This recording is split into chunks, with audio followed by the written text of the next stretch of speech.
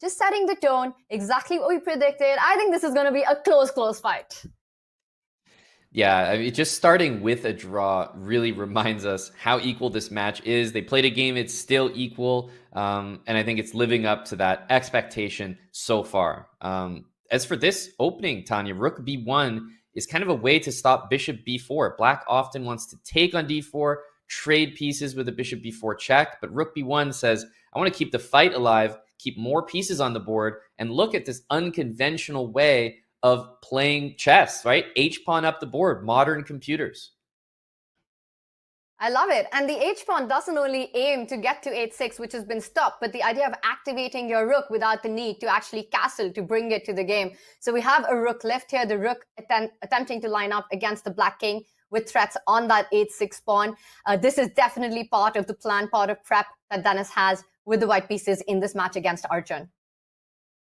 Yeah, king h8 played in prophylaxis, right? Preempting the idea of rook g3, which we can only expect. But king h8 on its own, white doesn't have to commit rook g3. So I was going to say we might see the bishop move out and then queen d2 with an idea of bishop takes h6 just to continue the attacking ideas. But instead, first starting with bishop d3 aimed at the king side. And I think that was a sneaky threat, right? Once the king is sidestepped, Arjun's also setting up the idea of e5, striking in the center, hitting that rook on h3. So perhaps that's also something that discouraged the plan of lining up the bishop with the queen. And I wonder if Arjun can still go for the plan with e5. Yeah, it looks honestly like a tricky idea just on its own. And it's making me think, it's on the board. First of all, it's making me think maybe, was that just completely missed or underestimated at the very least? You know, I would have been very inclined to believe it, but the speed with which rook g3 came on the board, it almost felt like somewhere Denis, perhaps after playing bishop d3 or maybe part of prep, but it looks like Arjun did manage to free up his pieces with that move, with the pawn moving forward. Yeah, this is very clever, actually, and achieving e5 is a really big deal. It means that the bishop on c8 is participating in the game. There's queen to h1 as well, which does mean that you either have to bring your bishop back or allow a queen trade. And when you're on the attack, you don't want to trade queens. No, you don't. I'm actually really liking Black's position here. You solved the problem of the light squared bishop.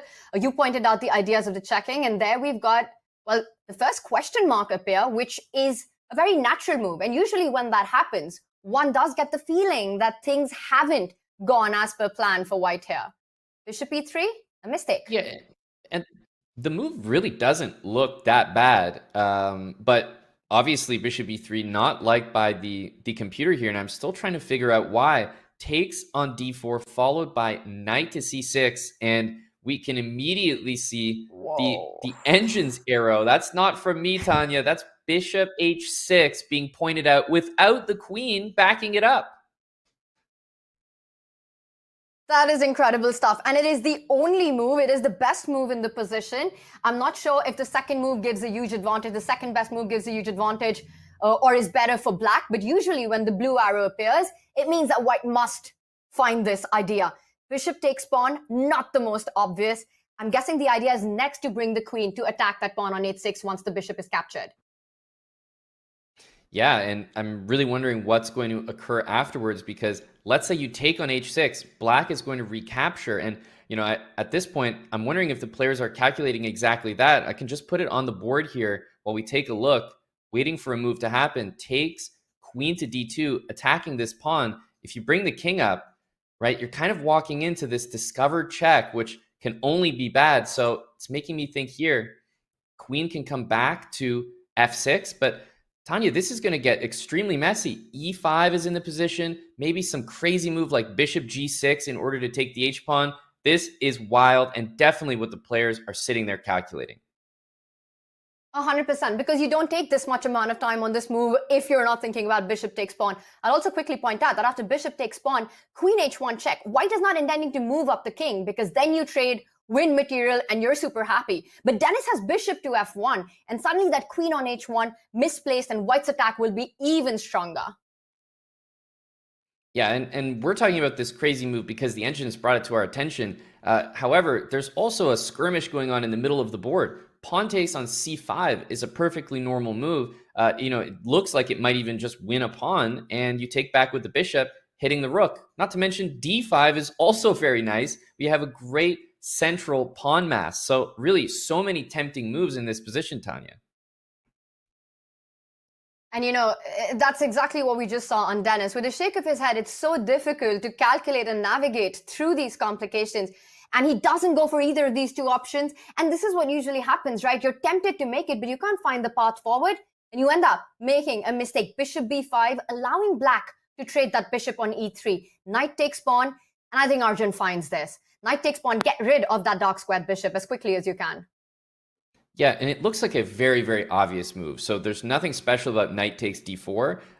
Denis has also done this intentionally. He's trying to encourage it. He's looking to recapture on d4 twice, and then he'll be threatening checkmate in one on g7. So it's always interesting when both players maybe go down a variation, but Denis is the one actually encouraging it, and yet it's supposed to favor Arjun. And there are so many tactics on the board, right? Knight takes pawn, bishop takes knight. Black can't throw in queen takes pawn, a check in the center, because that gives white's bishop the time to actually retreat, blocking that check. And I just wonder if those extra minutes that Denis took him on to make the move bishop b5, is that going to come to haunt him? Because big questions ahead.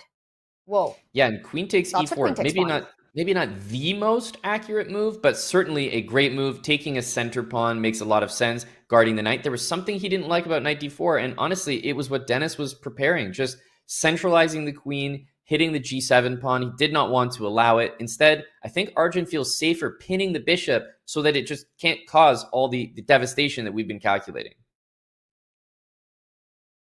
Insane stuff. And now he throws an intermezzo, an in-between move, instead of capturing on c5 immediately, which would have allowed white's queen to jump onto d6 with all kinds of attacks across the board. He first pushes the queen away. And now once again, Arjun cannot recapture or should not recapture, but go on the offense with knight d4. Yeah, I wonder, after knight d4, king to f1, whether something like that was potentially missed. I think black had knight f5 in that position, but instead, Arjun goes a different direction. Bishop f5. Easy to understand what the threat is. The rook on b1 is hanging. That would also trade queens. So I don't think there's any time for this aggressive bishop takes h6 move, trying to set it up with king f1. You have to react here, Tanya.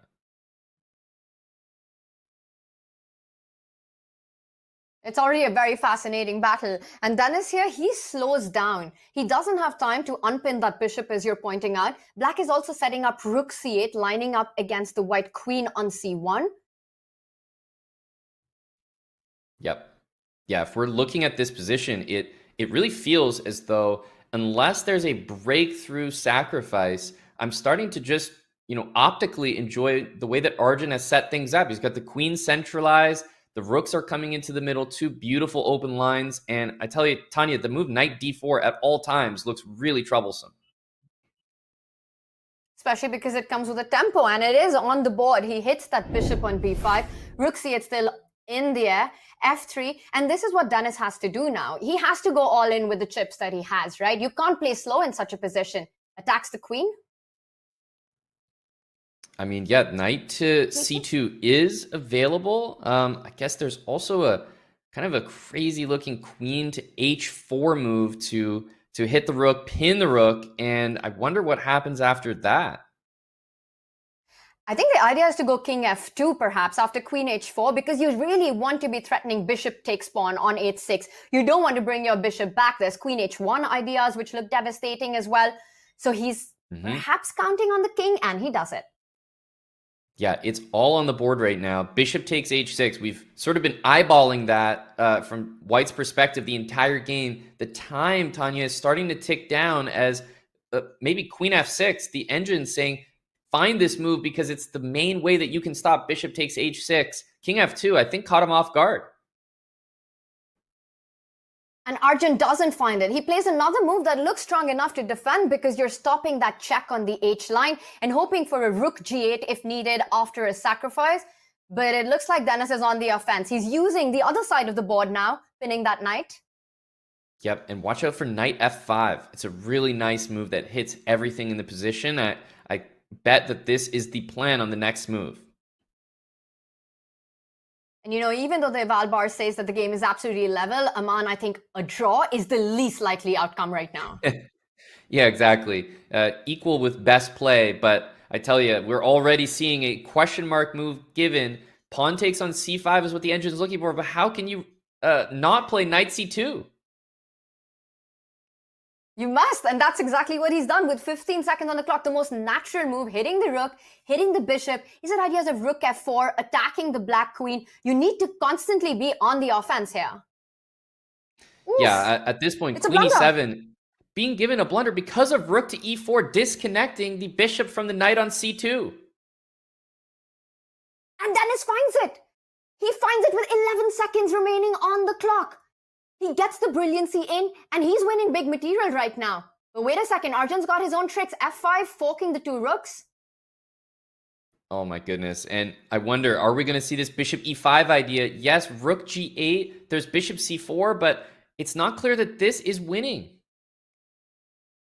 But this looks so incredibly powerful. The bishop pair doing that job. That rook on g8 stuck to defend the g7 pawn, now picked up. And though black has an extra pawn, but that's not for long. That's right, the king can slide up to h7. The bishop is trying to watch the f5 square because you really don't want that pawn to shoot up the board. And the only piece that Arjun can play with is the bishop. Everything else is tied down, but maybe that's just about enough to hold the endgame. Will the king go forward? King f5 is always the decision. You drop the h-pawn, though, and that frees black's pieces. So he's not willing to commit that just yet. And the rook doing a bit of yo-yo, defending the g7 pawn and the a4 pawn when needed. Shuffling with the king. Arjun cannot allow the g-pawn to fall. The bishop will come to b3, defend that a4 pawn. If the bishop went to b3, there was f5. Oh. That was a really clever maneuver. That was incredible. And that's why he couldn't play bishop b3. He does win.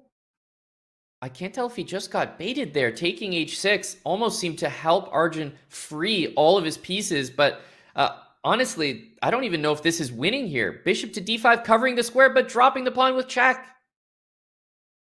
Whoa, and just 3 seconds on the clock. That a-pawn, that's a monster. It's about to queen any moment. Now you've got two pieces that need to stay defended. The white king is going to advance forward. The f-pawn will start moving ahead. I think black's just going to be overloaded in this position. Yeah, there's no way you can stop both pawns. The a7 pawn is permanently defended. I think it's time to just play f5. And you can take forever to make that move. It's so hard to play this position with black when you're on the defense. White getting an extra second every time. But he has to find that right moment to push that f-pawn. Yeah, he does. Also, there's, rook f7 can help out. And what you don't want to do, though, is you don't want to just win the bishop for both pawns, because that would get to a rook versus rook and bishop, a drawn endgame. Oh, this is so much of the mouse skills as much as it is speed, skill, and accuracy. Right now, the f-pawn has finally found its way to the other side of the board, and that's definite progress for Denis. And he does it. He wins a piece. He's about to win the game. Now he wins the bishop. That's all you need. But look, this coordination is a little bit strange right now. I don't know that he saw that, Tanya.